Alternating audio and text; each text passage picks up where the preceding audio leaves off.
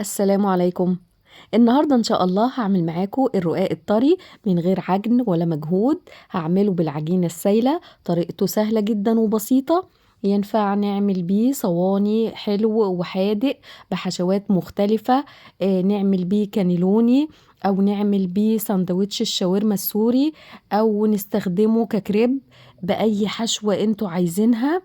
ممكن كمان نستخدمه كعيش نغمس بيه، بيكون حلو جدا. يلا بينا نسمي الله ونشوف هنعمله ازاي. بسم الله. معايا 3 كوبايات دقيق و3 كوبايات ميه. بستخدم نفس الكوبايه لعيار الدقيق والميه. وهستخدم 3 معالق زيت ونص معلقه صغيره ملح.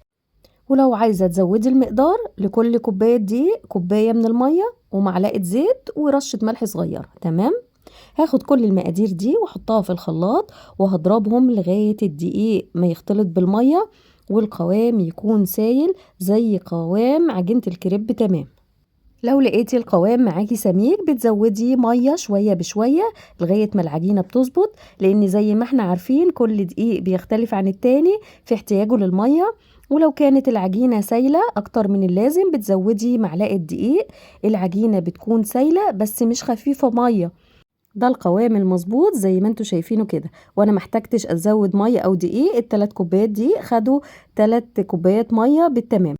وهنا بعد ما ضربت العجينه كويس في الخلاط بصفيها على مصفى عشان تكون العجينه ناعمه وما فيهاش تكتلات من العجين. وبعد التصفيه بسيب العجينه ترتاح مده نص ساعه مش اقل من كده. ودي خطوه مهمه جدا لنجاح الرقاق.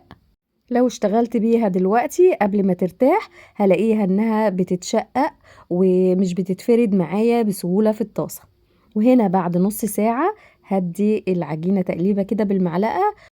وحضرت طاسة كبيرة، لازم تكون الطاسة اللي هنستخدمها غير قابلة للالتصاق. استخدمي طاسة جرانيت او سيراميك او تيفال.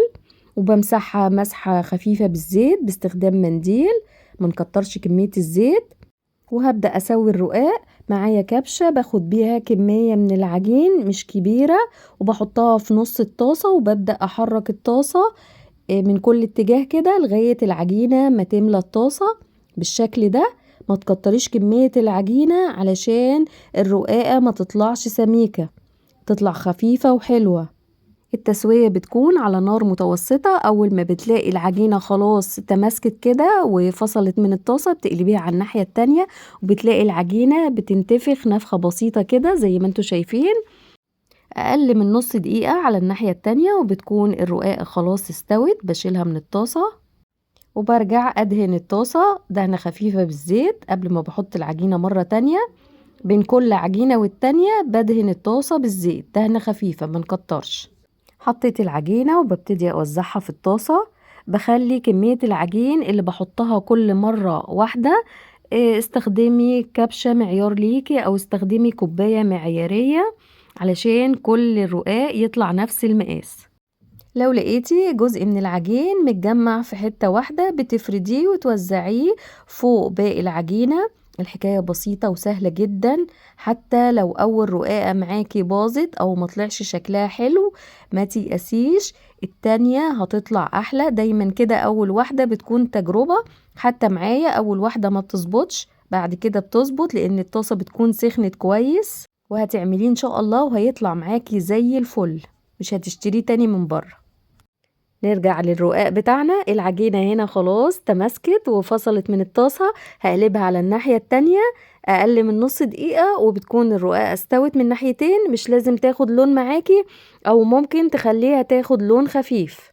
وأول ما بطلع الرقاقة من الطاسة على طول بحطها على فوطة وبغطيها بفوطة عشان الرقاق يفضل طري وما ينشفش منك. ودول كانوا أول 2 عملتهم. ما شاء الله شايفين الجمال، طرية جدا وخفيفة. هغطيهم دلوقتي كويس بالفوطة وارجع اكمل تسوية باقي العجينة اللي معايا وبعدين ارجع لكم. وهنا بعد ما خلصت ب3 كوبايات دقيق عملت كمية كبيرة ما شاء الله من الرقاق. طلعوا معايا 15 رقاقة. هعمل بيهم صينيتين رقاق باللحمة المفرومة. اكيد احلى وافضل كتير من الرقاق الجاهز. جربوا تعملوه هيعجبكم جدا ويوفر عليكم اكيد. اعملوه جهزوه رمضان ان شاء الله.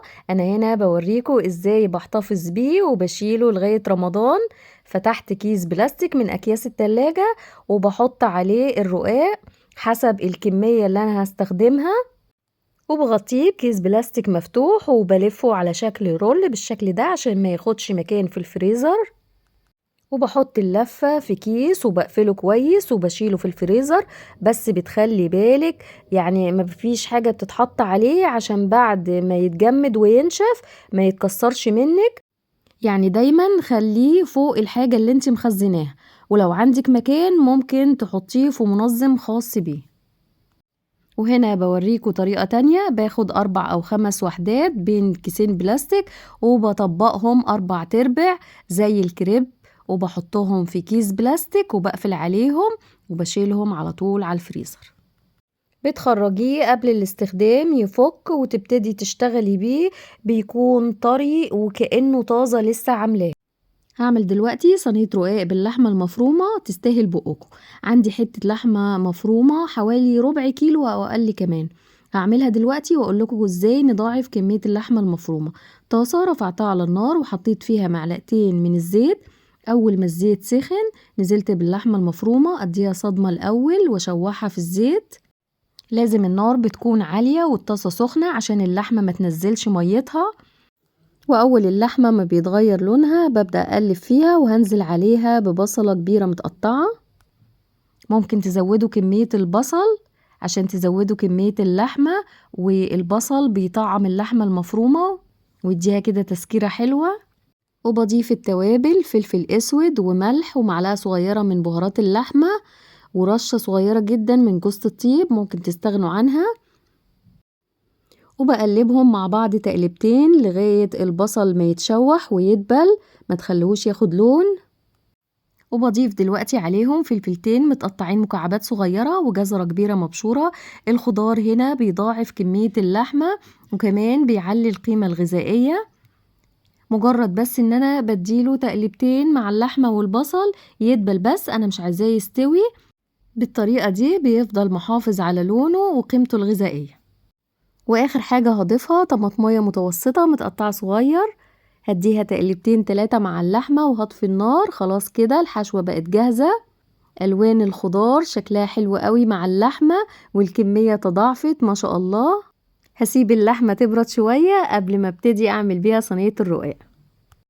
هبدأ احضر دلوقتي صينية الرقاق. معايا شوربة، يا سلام بقى لو شوربة بط او وز. الرقاق بيحب الشوربة الدسمة والشوربة دافية مش سخنة، لان الرقاق الناشف بيتعمل بشوربة سخنة، اما الرقاق الطري هيعجل لو الشوربة معاكي سخنة يا دوب دافية. ومعايا نص كوباية من السمن، ومعايا صينية مناسبة لحجم الرقاق هدهنها دهنة كويسة بالسمن. باخد اول رقاقة وهحطها في الشوربة، ابلها بغطسها كده واخرجها على طول، مبخليهاش مدة طويلة عشان ما تعجنش. وبفردها في الصينية وهبدأ ادهن الرقاقة بالسمن. مش لازم تدهني الرقاقة بكمية كبيرة من السمن، اهم حاجة توزعي السمن على سطح الرقاقة كلها عشان الرقاق في النهاية يطلع كله مورق وجميل. وباخد الرقاقة التانية ببلها في الشوربة وبفردها في الصينية وهدهنها بالسمن. انا بعمل الصينية بتاعتي 8 رقاقات، 4 تحت الحشوة و4 فوقها، بتكون كده حجم القطعة مناسب جدا. عملت 2 ودي تالت رقاقة، وعملت الرابعة بنفس الطريقة. وهحط دلوقتي الحشوة، بوزع الحشوة بالتساوي فوق سطح الرقاق، وبغطي الحشوة ب4 وحدات من الرقاق زي ما عملت تحتها. كل ورقة ببلها بالشوربة وبدهنها بالسمن. في ناس بتعمل الصينية ب6 رقاقات، 3 تحت الحشوة و3 فوقها، او في ناس بتعملها ب10 ورقات، 5 من فوق و5 من تحت.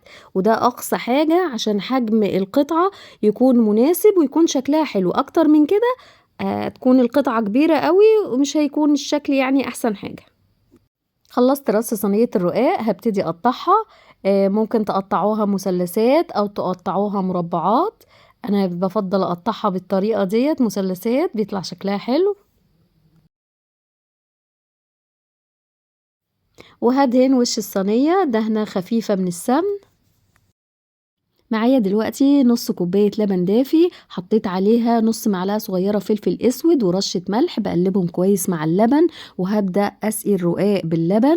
فايدة اللبن بيطري الرقاق، ما بيخليهوش ينشف في الفرن، وبيخليه مورق وبيديله طعم حلو جدا. وبدخله دلوقتي على فرن سخن مشغلاه من حوالي 10 دقايق، وبخلي النار متوسطة علشان يستوي براحته. بحط الصينية على الرف الأوسط وبراعي إني كل 10 دقايق بفتح وبحرك في الصينية، وأول ما بلاقيها خدت لون من تحت ومن الجوانب بشغلها الشواية مدة 3-4 دقايق عشان تاخد لون ذهبي حلو. مدة التسوية حوالي نص ساعة أو حسب درجة حرارة فرنك، وبتطلع بالشكل الجميل ده. أول ما بتطلع بغطيها كده مدة 5 دقايق عشان تفضل طرية. تعالوا بقى نشوف أخباره بعد ما برد شوية. أولا واخد لون حلو، التسوية مظبوطة، طري، وريحته في منتهى الجمال، مورق، وواخد تسوية ولون حلو قوي من تحت، والطعم جميل جدا بجد خطير، لازم تجربوه. يلا اعملوه جهزوه رمضان ان شاء الله، هينفعكم، تقدروا تعملوه بطرق مختلفة وبالحشوات اللي تحبوها، وطريقته بسيطة جدا من غير مجهود ولا تعب العجن والفرد. وبكده أكون وصلت لنهاية الفيديو، أتمنى يعجبكم وكونوا استفدتوا منه. أسيبكم في رعاية الله، والسلام عليكم ورحمة الله وبركاته.